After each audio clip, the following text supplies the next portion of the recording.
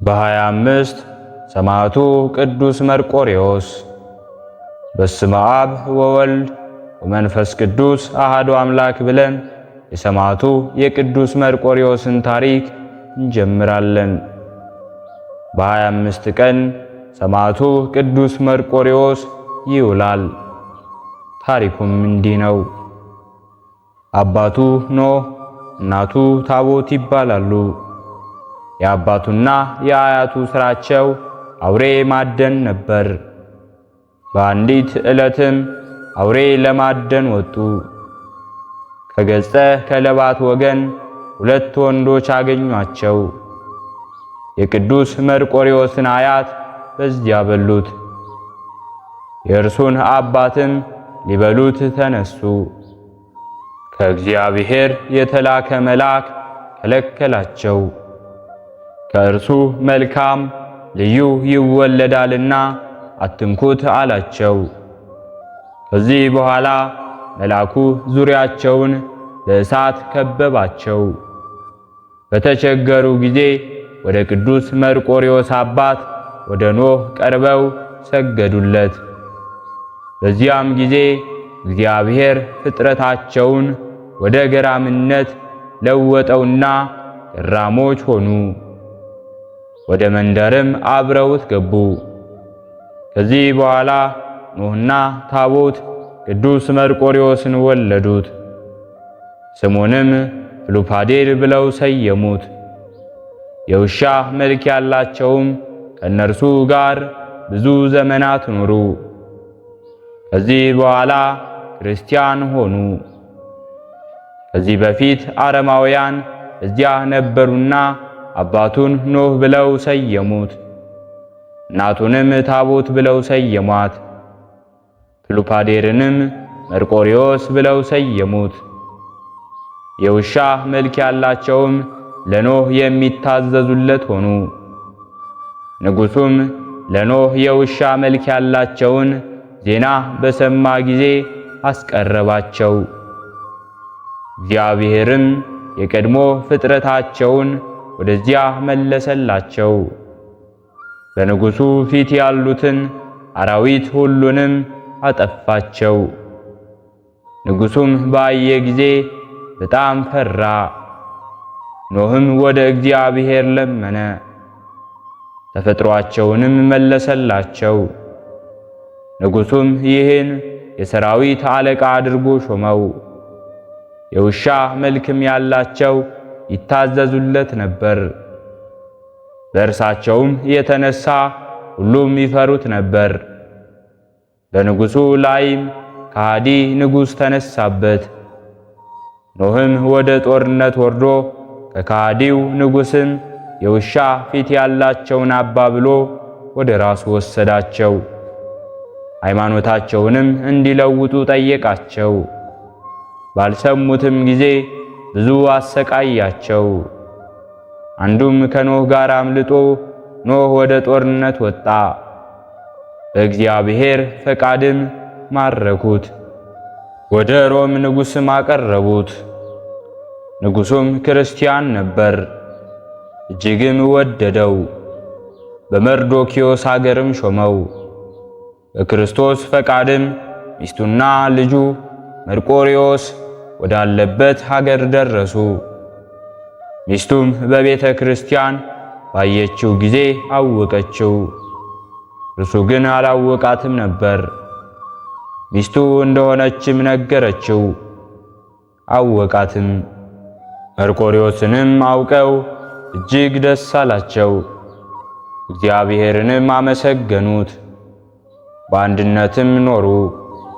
ከዚህ በኋላ አባቱ እና እናቱ ሞቱ።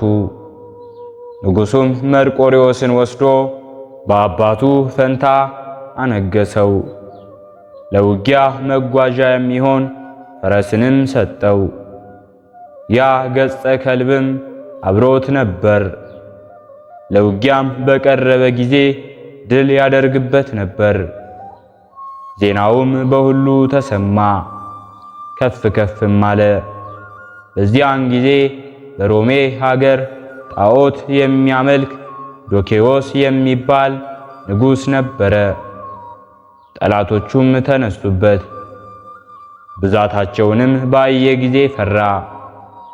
መርቆሬዎስም እግዚአብሔር በእጃችን ይሰጠናል፣ አትፍራ አለው።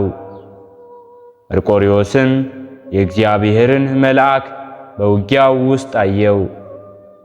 የተሳለ ሰይፍን ሰጠውና ጠላቶችህን ድል ባደረግ ጊዜ እግዚአብሔርን አስበው አለው። ጠላቶቹንም ድል አድርጎ ተመልሶ ጦርነቱም ከተፈጸመ በኋላ ለጣዖት ዕጣን በማሳረግ በዓልን ሊያደርግ አሰበ። ቅዱስ መርቆሬዎስ አልተከተለውም። ንጉሡም አስመጣውና ጠየቀው። ትጥቁንና ልብሱንም ወረወረለትና ንጉሡን እንዲህ አለው፣ እኔ ጌታዬ ክርስቶስን አልክደውም አለ። ለረከሰ ጣዖትም አልሰግድም አለው። አሕዛብ ጣዖቱን በብርና በወርቅ ይለብጡታል፣ እንዳይናወጥም በችንካርና መዶሻ ይቸነክሩታል። እንደተቀረጸ ብር ምስልም ናቸው። እነርሱም አይናገሩም፣ መራመድም አይቻላቸውምና ክፉ መስራትም መልካም መስራትም አይቻላቸውምና አትፍሯቸው እንዳለ ነቢዩ ኤርምያስ። ትንቢተ ኤርምያስ ምዕራፍ 10 ከቁጥር 4። ንጉሡ ዳኬዎስም እጅግ ተቆጣ። በዱላና በጠፍር ጅራፍም አስገረፈው። ያን ጊዜም ለመከራ አሳልፈው ይሰጧችኋል፣ ይገሏችኋል፣ ስለ ስሜም በሰው ሁሉ ዘንድ የተጠላችሁ ትሆናላችሁ እንዳለ የማቴዎስ ወንጌል ምዕራፍ 24 ከቁጥር 9። በብረት አልጋ ላይ ማስተኝቶ ከስሩ እሳት አነደደበት። ደሙም እንደ ዝናብ ወርዶ እሳቱን አጠፋው። ጌታችንም ሰውነቱን ፈውሶ ደህና ጤነኛ አደረገው። ዳግመኛ ብዙ ስቃይ አሰቃየውና በብረት አስሮ ቂሳርያ ላከው። በዚያም በሰይፍ ቆርጠው ገደሉት። ተጋድሎውንም ኅዳር 25 ቀን ፈጸመ። እኔ ፈጽሜ ግዳጄን ጨርሻለሁ፣ የማርፍበት ዕድሜም ደርሷል። መልካሙን ገድል ተጋድያለሁ፣ ሩጫዬንም ጨርሻለሁ፣ ሃይማኖቴንም ጠብቄያለሁ። እንግዲህስ የጽድቅ አክሊል ይቆይልኛል እንዳለ ቅዱስ ጳውሎስ። ሁለተኛ ጢሞቴዎስ ምዕራፍ 4 ከቁጥር 7። ከሥጋውም ብዙ ተአምራት ተገለጸና ቅዱሳን በክብር ገነዙት። በመንግሥተ ሰማያትም የሕይወት አክሊልን ተቀበለ። ከዚህ በኋላ በሕይወት ሳለ መርቆሬዎስ በሀገሩ ሲያስተምርበት የነበረው ፈረሱ መርቆሬዎስ ሲሞት መንፈስ ቅዱስ አደረበትና በሰው ልሳን ወንጌል አስተማረ፣ ሃይማኖትንም ሰበከ።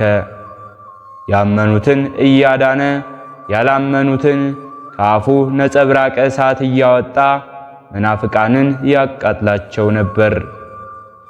እንዲህ እያስተማረ 15 ዓመትን ኖረ። ከዚህ በኋላም በሰላም ሞተ። ጸሎቱና በረከቱ አማላጅነቱ ከሁላችን ጋር ይሁን። በሁለተኛነት የምናከብረው በዓላችንም አባታችን አቡነ አቢብን ነው። አቢብ የተባለ ባቡላ ይውላል። የአባቱ ስምም አብርሃም የእናቱ ስምም ሐሪክ ይባላሉ። አገራቸውም ሮሜ ነው። በዘመናቸውም ከሃዲው ንጉሥ መክስሚያኖስ በክርስቲያን ላይ መከራ አመጣ። በስደት ብዙ ዘመን ኖሩ። ልጅም የላቸውም ነበር። እግዚአብሔርን ለመኑት። ስዕለታቸውንም ሰማቸውና መልአኩ ቅዱስ ገብርኤል በሕልም ተገለጠላቸውና በቤታቸውም አጠገብ ታላቅ ቅዱስ ዛፍ በዚያ በቀለ። በቅጠሉም ላይ በሮማይስጥ ቋንቋ ሁላ የእግዚአብሔር አገልጋይ፣ እርሱም ያከበረው የሚል ጽሑፍ ነበረበት። የወይን ፍሬ ዘለላም ሰጣቸው።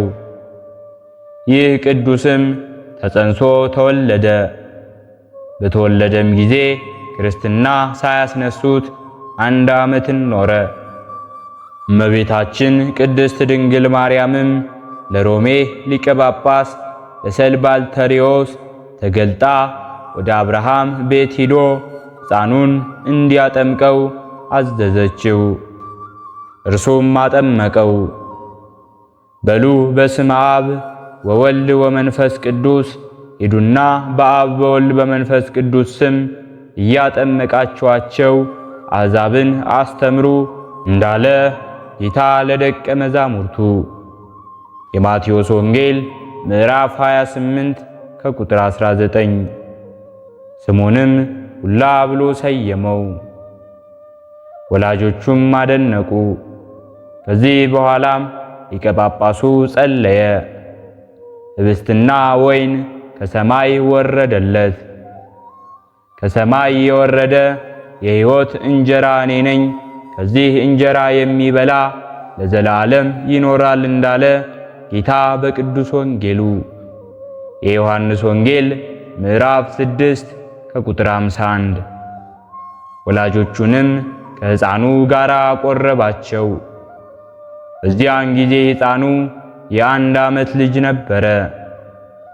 የአምላኩን አንድነት ሦስትነትም ተናገረ። ከጥቂት ቀንም በኋላ እናትና አባቱ ሞቱ፣ ብቻውንም ቀረ። ሁላም 10 ዓመት ሆነው። ለጣዖት ስገዱ የሚል አላዊ ንጉሥ መጣ። ቅዱስ ቡላም አልሰግድም አለ። ቡላንም መኮንኑ ጽኑ ስቃይን እንዲያሰቃዩ ታዘዘ። አሰቃዩትም። በችንካር ቸነከሩት፣ ቆዳውንም ገፈፉት። መጋዝም ቆርጠው በጦር ወጉት። በመንኮራኩርም ሰቀሉት፣ በገመድም ጎተቱት። መልአኩ ቅዱስ ሚካኤልም መጥቶ አዳነው፣ ጤነኛም አደረገው። ከዚህ በኋላ ወደ ሌላ መኮንን ሄዱ። ጣዖቶችንም ረገሟቸው። መኮንኑም ተቆጥቶ ሚያዝያ 18 ቀን ራሱን በሰይፍ ቆረጠው። ቅዱስ ሚካኤል ከሞት አዳነው። ወደ አንድ ገዳም ወስዶ የምንኩስና ልብስ አለበሰው። ያን ጊዜም አባ ቡላ ከደረቀ ተራራ ላይ ወጣ። በውስጧም እየተጋደለ ኖረ። የጌታችን ኢየሱስ ክርስቶስ መከራና ስቅለት ባሰበ ጊዜም ከረጅም እንጨት ላይ እዚያ ወጥቶ ወደ መሬት ይወረወር ነበር። በአንዲት ዕለትም ከዛፍ በተወረወረ ጊዜ ሰይጣን ከስር ቆይቶ ገደለው። መድኃኒታችንም ክርስቶስ ተገለጸለትና ከሞት አዳነው። እንዲህም አለው፣ ከእንግዲህስ ስምህ ቡላ ይሁን አቢብ ይባል እንጂ አለው። እርሱም የክርስቶስን ፍቅር አበዛ። ፊቱንም እየጸፋ ሥጋውንም እየቆረጠ ጀርባውንም 700 ጊዜ እየገረፈ ኖረ። ጌታችንም ይፈውሰው ነበር። ጌታችን ኢየሱስ ክርስቶስ ከማርያም መወለዱን በአይሁድ መከራ እንደተቀበለ ይገልጽለት ነበር። ስለዚህም ሳይበላ ሳይጠጣ 40 ዓመት ኖረ። ገላው እስኪፈርስም በራሱ ተተክሎ ኖረ። በአንድ ቀንም የጌታችንን የኢየሱስ ክርስቶስን መከራ አሰበና ሰይፉን ከመሬት ላይ ተክሎ ከዛፍ ላይ ሆኖም በሰይፉ ላይ ወደቀ። ሰይፉም ሆዱን ቀዶ ገደለው፣ ሞተም። እመቤታችን ቅድስት ድንግል ማርያምም ከአእላፍት መላእክት ጋር ተገለጸችለትና የእኔ የልጄ ወዳጅ አቢብ ሆይ ሰላምታ ይድረስህ አለችው። ከበድኑም ቃል ወጣ፣ የሰማይና የምድር ንግሥት ሰላምታ ይገባሻል አላት። ከሞትም አስነሳችው። ዕድሜውም ከዓለም የሚለይበት ቀን ደረሰ። ጌታችን ክርስቶስ በእጁ የሚሰሩ አክሊሎቹን ልብሶቹን ይዞ ተገለጸለትና የምሕረት ቃል ኪዳንም ሰጠው። በስምህም በጎ ነገር ለሠራ ለመጸወተ በዓልህን ላከበረ መጽሐፈ ገድልህን በንጹሕ ልብ የሰማ እንዲሁም ላሰማ እስከ 12 ትውልድ ድረስ እምርልሃለሁ ብሎ ሳመው። በደረቱም አቀፈውና ወደ ሰማይ አወጣው። የመላእክትንም ምስጋና በሰማች ጊዜ ነፍሱ ከሥጋው ተለየች። ወደ ሰማያዊት ኢየሩሳሌምም ገባች። ጸሎቱና በረከቱ ከሁላችን ጋር ይሁን። ሕሊናችን በማሰባሰብ አባታችን ሆይ እንበል። አባታችን ሆይ በሰማያት የምትኖር፣ ስምህ ይቀደስ፣ መንግሥትህ ትምጣ፣ ፈቃድህ በሰማይ እንደሆነች እንዲሁም በምድር ላይ ትሁን። የዕለት እንጀራችንን ስጠን ዛሬ፣ በደላችንንም ይቅር በለን እኛም የበደልነውን ይቅር እንደምንል፣ አቤቱ ወደ ፈተናም አታግባን ከክፉ ሁሉ አድነን እንጂ መንግሥት ያንተ ናትና ኃይል፣ ክብር፣ ምስጋና ለዘላለሙ አሜን። እመቤታችን ቅድስት ድንግል ማርያም ሆይ በመልአኩ በቅዱስ ገብርኤል ሰላምታ ሰላም እንልሻለን። በሐሳብሽ ድንግል ነሽ፣ በሥጋሽም ድንግል ነሽ። አሸናፊ እግዚአብሔር እናት ሆይ ሰላምታ ላንቺ ይገባሻል። ከሴቶች ሁሉ ተለይተሽ አንቺ የተባረክሽ ነሽ፣ የማኅፀንሽን ፍሬ የተባረከ ነው። ጸጋን የተመላሽ ቅድስት ሆይ ደስ ይበልሽ፣ ልዑል እግዚአብሔር ካንቺ ጋር ነውና ከተወደደው ልጅሽ ከጌታችን ከመድኃኒታችን ከኢየሱስ ክርስቶስ ዘንድ ይቅርታውንና ምሕረቱን ለምኝልን ኃጢአታችንንም ያሰርይልን ዘንድ ለዘላለሙ አሜን። ስለነበረን ጊዜ ሁሉ የአምላካችን የልዑል እግዚአብሔር ስሙ ዛሬም ዘወትርም የተመሰገነ ይሁን። አነሳስቶ ላስጀመረን አስጀምሮ ላስፈጸመን ለልዑል እግዚአብሔር ምስጋና ይሁን። ውድ የሃይማኖት ሚዲያ ተከታታዮች ከዚህ በላይ እንድንሰራ አገልግሎቱ በሰፊው ይሰጥ ዘንድ በሀገር ውስጥም በሀገር ውጭም ያላችሁ ይህንን መንፈሳዊ ቻናል ላይክ፣ ሰብስክራይብ፣ ሼር በማድረግ ድጋፋችሁን ታሳዩን ዘንድ በትህትና እንጠይቃለን። ያላችሁን ሐሳብ አስተያየት በኮሜንታችን ስር ላይ አስቀምጡልን። ወስብሐት ለእግዚአብሔር ወለወላዲቱ ድንግል ወለመስቀሉ ክቡር። ይቆየን።